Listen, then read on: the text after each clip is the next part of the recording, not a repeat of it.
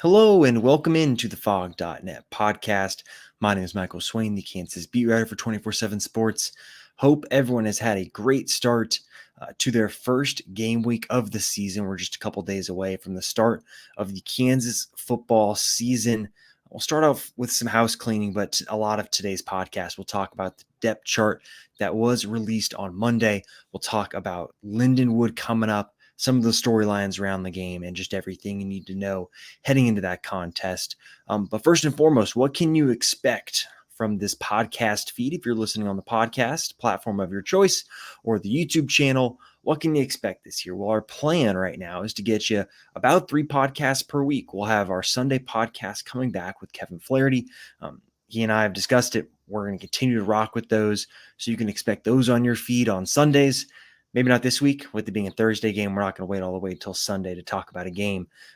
But after this week, Sunday podcast with Kevin Flaherty. Midweek around Tuesday or Wednesday, you can expect a podcast recapping some of the stuff we heard from Lance Leipold and the KU coaches on Monday and Tuesday, and then also talking to a opposing beat writer of the team KU will play. We did some of those interviews last year, and we'll continue to do those this year. And then new to our podcast lineup, if you want to call it that, will be a kind of a weekend warm-up show that we'll have out Friday mornings. We'll talk about recruiting stuff going on that weekend. Obviously, home games for KU. They will have recruits at their home games this year. Basketball recruiting is heating up, so we'll discuss all of that. And then plus look at the matchup. I think Jack Ritter, our student writer, will join us for those ones as well. So really excited to have a lot more podcast platform content coming your way over the course of the football season. Hopefully we'll carry some of this over into basketball season as well. All right, well, that was enough of me waffling here. Let's dive into some of the good stuff, and that's the Two Deep that came out from KU on Monday. You can find it in full on the fog.net website. We've got the depth chart itself, got some more analysis from myself. We'll get on some of those pieces here in this podcast, but if you want the full-fledged thoughts that I have on the depth chart, what you should read into, what you shouldn't, what was a surprise, what wasn't a surprise, you can find all of that on fog.net. But let's dive right into this. I think the first thing that stands out to me is the lack of oars on the depth chart. And we'll start on the offensive side of the ball, look at a couple things, and then we'll move through to defense and special teams in a second. So first and foremost, if you're glancing at the depth chart for the first time, you might see the name Bryce Cable-Dew at left tackle, and maybe that could be a surprise. If you're jumping into KU football, you haven't really paid attention over the course of the offseason, or maybe paid you got one eye on it during camp, you may have missed that. So about a week or so into preseason camp, KU decided to try and move Bryce Cable-Dew to left tackle and Logan Brown to right tackle. This is something that came up. The coaches went to Bryce Cable-Dew and asked him, hey, are you comfortable with this? Bryce embraced the challenge, and he was able to get acclimated to the point where the coaches felt comfortable enough where this is going to be your starting tackle tandem. Bryce Cable-Dew at left tackle, Logan Brown at right tackle. Logan has experience playing right tackle from his time at Wisconsin. He also played some left tackle at Wisconsin, so he's got experience at both. And obviously for Cable-Dew, he's going to get the chance as a senior to make the move to left tackle and really show what he can do. We saw last year what happened with Dominic Pooney moving from left guard to left tackle and the type of jump he was able to make with his own performance level, but also what that did for his NFL draft stock, where I think being able to show that he could play guard and tackle in addition to cross training at center, that was really big for Dom Pooney. So now Bryce Cable-Dew will get that chance at left tackle behind him. Nolan Gorsica is someone I'll hit on really quickly. He had a really, really good summer and training camp. He's a really big guy, about 6'6", north of 315, good length. Watching him at practice, he's a guy that definitely passes the eye test. And then I think probably the next spot you'll look at is center, with Mike Nowitzki no longer with the program. Bryce Foster was a key addition over the summer. Shane Bumgarner was an addition KU had over the winter. He went through spring practice with KU, was with KU for all of summer workouts.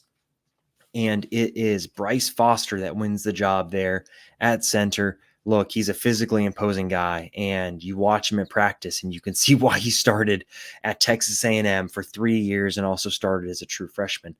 He's a big guy, and he's going to offer KU some physicality at center that maybe the Jayhawks haven't had in a really, really long time. I'm really excited to see what he can do this year. Elsewhere, I think the only other really surprise, if you want to call it that, on the depth chart on offense is at tight end, where Jared Casey beat out Trevor Cardell to win the starting job at tight end. Casey, I think, deserves a ton of credit for the work he put in over the course of the offseason, dropped a ton of body fat, really leaned out. It's really interesting. If you go look at some of the interviews Jared did last year during the season, and then you look at him during the interview he did at the beginning of camp, just look at his face and you can see how much he really has slimmed down. And so you got to give him a lot of credit for leaning out. He had a really good camp. Trevor Cardell is still going to play a lot. He's been managing a knee injury over the course of camp. That's something Jeff Grimes talked about when he met with us on Monday. He's still working through that. He'll still have a big role to play. Running back, obviously no surprise, Devin Neal, Daniel Highshaw. Quarterback, Jalen Daniels will start. I'll talk a little bit more about him later as we talk about the Lindenwood game in and of itself. 3 wide receivers, obviously not a lot to report there. Luke Grimm, Lawrence Arnold, Quentin Skinner, still on the roster, still expected to make a really big impact this fall. Now, the defensive side of the ball is interesting to me, and I'm really hoping that the border at the bottom of the screen, if you're watching on YouTube, isn't cutting off the final names. I'll run through those if it is. We can start at the top, though, right? I don't think the starters along the defensive line are any surprise to anybody. Jeremy Robinson was always going to start at kind of KU's strong side defensive end position. DJ Withers was a starter for KU last year. He continues to improve, had a really good camp. Tommy Dunn won a battle between him and Caleb Taylor. Caleb Taylor, obviously a great story, someone that played, in 2021 at about 265 pounds. Over the course of time, really bought into the KU system and scheme and the culture and everything that they ask of these players to do. And he bought in knowing he had to put on weight. And now he's at 315 and had a good camp. And so Tommy Dunn as well, someone that played a lot for KU last year. He had a good camp. He'll end up starting. But look, KU's going to play a lot of people at defensive tackle. I'm not reading in too much to who is and who isn't on the 2-deep at defensive tackle. KU's going to play 5 or 6 guys just like they did last year. And that's a good way that they, control the pace of a game. Because if another team subs, well, you can have some big 300-pounders walking on and off the field. It slows the game down, limits possessions. And that's a good way that Kansas, even though they're on defense, can control the clock. And then obviously Dean Miller, someone I think we talked about on the most recent podcast. He's someone that's going to start. Great camp, really great story. Another guy that really transformed his body and is going to have the type of impact that I think, can change games for KU. If Lance Leipold had really been banging the table saying that Dean Miller is going to be the guy. And we've seen in the past, whether it be, Kyron Johnson during Lance Leipold's first year, Lonnie Phelps, Austin Booker, guys that play this weak side defensive end spot have the opportunities to go and make a lot of plays. And so Dean Miller's going to have chances. It's going to be up to him to take those chances when they do come. Behind him, obviously, DJ Warner, the true freshman, the recruit who was the highest rated prospect that has ever signed with Kansas. He lands on the 2-deep, had a really good camp. Someone I'm really, really excited to watch over kind of these first 3 games of the season as KU really sees what he can do in a game setting. I think it's really interesting that he was tabbed for a spot on the 2-deep as a true freshman. That's not something that happens a lot in the KU program right now, because of how experienced KU is and because of the way that they've been able to redshirt a lot of the freshmen that have come in the program over the last 2 years. And it's really important, I think, for KU that Warner is able to play at the physical level that KU needs, but also that he's able to, I think, just continue to grow and get better, even though he's going to be playing. Can he continue to add weight, get stronger, right? Those are really important things for him. Linebacker, really no surprises. I'll hit on Cornell Wheeler. I think it's a great story. This is something that Jack Ritter wrote about on the website Tuesday morning. Check it out, fog.net. Really cool. Cornell transferred from Michigan to Kansas when Lance Leipold was hired in 2021. And I think he embodies some of the stuff that KU wants to see in these guys, where it's not always going to be instant gratification, right? You're not always going to be on the two deep as a freshman. Sometimes you have to work your way in the program and learn the scheme and become a more experienced player through practice, through special teams. And now Cornell Wheeler, as a senior, is going to get the chance to lead KU. He's going to have the little microphone in the back of his helmet because that's a new rule this year, where coaches can talk to players and be able to get them signals and calls and give him some advice and tips up until the 15-second mark on the play clock. And Cornell is also a team captain. He's KU's only captain on the defensive side of the ball. I think that speaks to who Cornell is as a person, and I think also what he's done in the Kansas program, that he has earned this opportunity.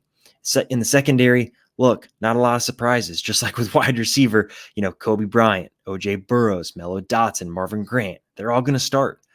I think for me, maybe a name that pops up on the two deep that, maybe in January you wouldn't have on your projected depth chart is Jalen Todd.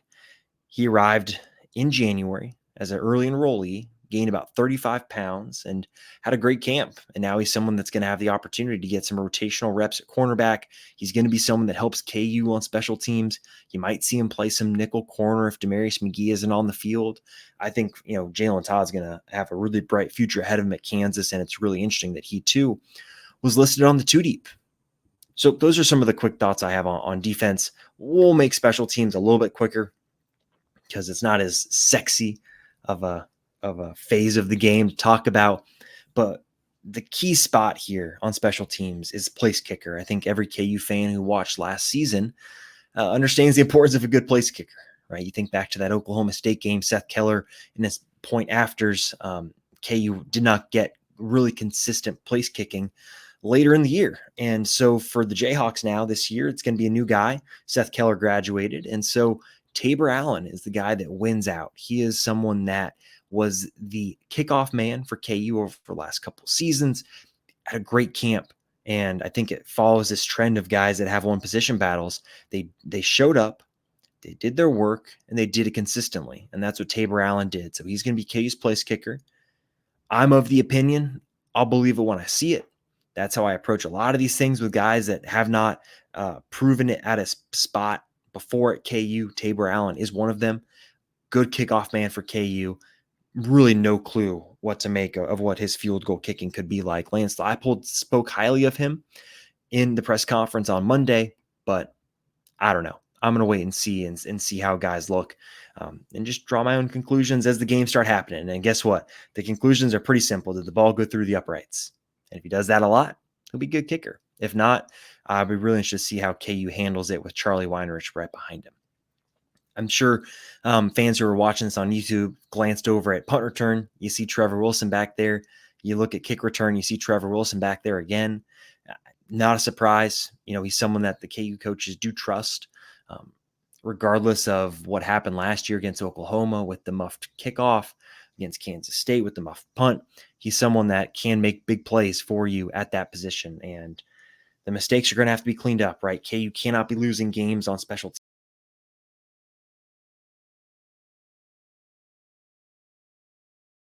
Quarters, and they've just got to not make mistakes on special teams. So those are some of my thoughts on the depth chart right now. I think it's really cool that there weren't a bunch of oars on it.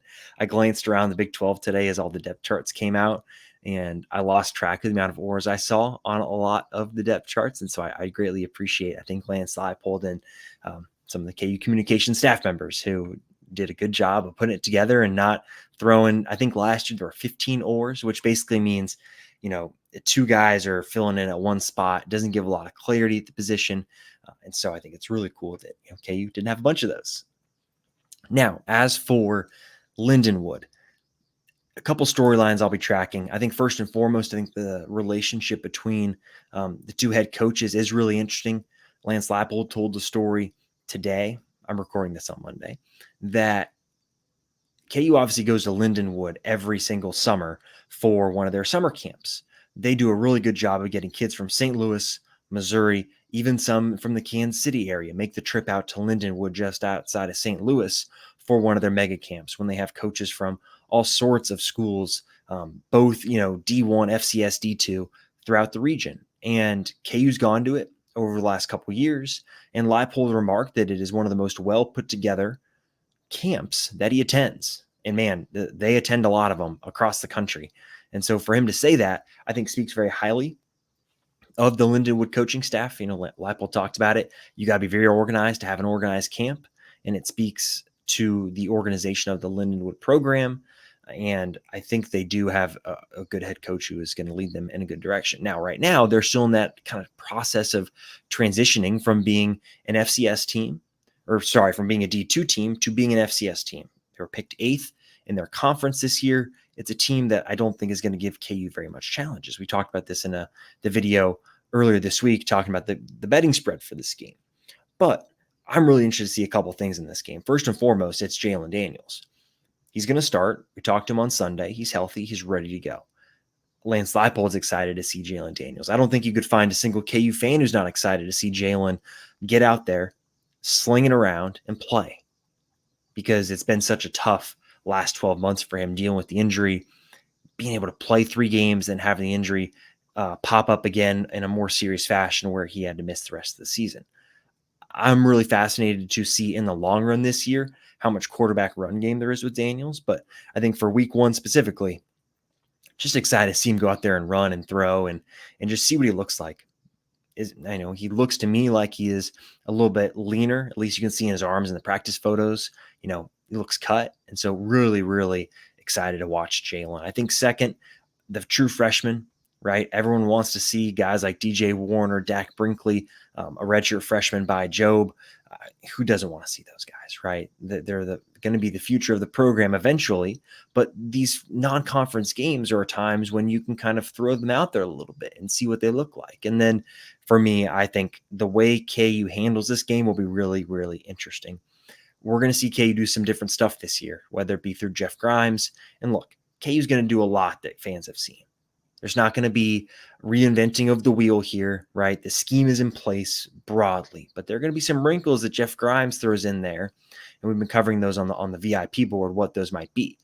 I don't think we're going to see a ton of it this week, but will we see maybe a little hint of what we could see when KU goes on the road to play Illinois? Now, defensively, I think that's something KU might just show. The fact that Marvin Grant is going to move up to play that Cinco position. That, for me, is going to be really interesting to watch, because I'm a big fan of Marvin Grant. I think he's someone that provides everything you want to have at the modern day hybrid safety linebacker role. He's physical. He's athletic. He's got a nose for the ball. Those are the things you want to see in that position. So how does he look when he's out there? And obviously, how long are the starters going to play? KU's in a really interesting position. Both KU and Illinois, I believe, play on Thursday night. So they both will have extra rest heading into that road game at Illinois next weekend. So does KU say, well, we can play the starters for a little bit longer because they maybe want to get some more reps just together? Do they say, all right, it's 35-0 at halftime, 35-7 at halftime? Do we just pull the plug now on the starters and say, young players, go get a full half? Do those guys get the fourth quarter? I think the way KU ends up handling the roster management side of this thing is going to be really interesting, because there are no 2 games that are the same, because KU handled the Tennessee Tech game differently than it handled the Missouri State game. So how KU does with that, really interesting as well. One final note on the recruiting side, KU was able to get a waiver. They will be able to have recruits at the game. I'm not expecting there to be a bunch for the first 2 games of the season, or first home games of the season, I should say. Thursday night, it's going to be tough to get recruits out there, especially with games on Friday. And then obviously KU UNLV, that's going to be really tough with it being on a Friday. And you're going to see a lot of high schools playing their games as well. Now, this is the future of the Big 12, the future of college football. There are TV slots that are open on Friday nights, so they're going to be filled with college football games. And so I think this is going to happen more and more. It's just a part of the way college football is going right now. So I think you're going to see a lot of recruits. KU's going to really get those Arrowhead games jam-packed with recruits. You're going to see a lot of the guys from the region, maybe some guys outside of the region who decide to make the trip in to see a KU game. The big thing is getting people in person to see what your team looks like. because there are a lot of recruits that can go and watch the highlights on YouTube. They can go and see, a game on TV, but being there in person, seeing the way the team interacts off the field, that's something that a lot of the recruits that I talk to for our VIP subscribers, that's something they talk about a lot, is not only what happens when the ball is snapped, right? But it's how is their position coach interacting with players on the sideline? How is the head coach interacting with the other coaches, with the players? Those are the things that you can't get a feel for on TV, and why I think getting recruits on campus technically not on campus this year, but around your program for games is something that it's important. It lets recruits get a feel for that, and can also, if you have a big win like the Oklahoma game last year, it can garner some big time interest in them if you have a really memorable game. So those are just some of my thoughts here. I think that's what I've got for this week. We'll be back with a lot more to come. Really excited about having a lot more podcasts for y'all. Of course, make sure you're staying tuned to fog.net. We will have a free VIP day this Thursday, the day of KU's season opener. I believe that's when it is. Check back on the website Thursday morning. You'll be able to see if it's free VIP day or not, because we'll have content up letting you know. If it is, take a look around the VIP board. See what you like. We'll have plenty of stuff that you can read from all over camp, whether it's, everything I heard and thought about the offense, everything I heard and thought about the defense, reaction to the depth chart. Like, we're going to have a lot of VIP content for you to read if you're not a subscriber. And if you like what you see, we'll have a sale going on. You can sign up, you can join, and get a full year at a good discount price. So make sure you're checking in on Thursday to see what we got going on. Of course, on the YouTube channel, we'll have plenty of videos coming your way throughout the course of football season into basketball season. We're going to try and do a lot more of one-off videos this year, see how that works. So, of course, make sure you're subscribing to the channel, liking the videos, clicking that little bell down there next to the subscribe button, so you get a notification whenever we upload video. You'll see when the player interviews are posted. You'll see when the press conference footage from Lance Leipold is posted. You'll see when these podcasts are posted. You'll see it all. If you're listening on your podcast platform of choice, please leave a 5-star rating and review. Those go a long way in helping us reach new Kansas football fans. So that's what I got. Thanks as always for tuning in. We'll all talk to you after KU's season opener against Lindenwood. I'm fired up. We'll talk to y'all later this week.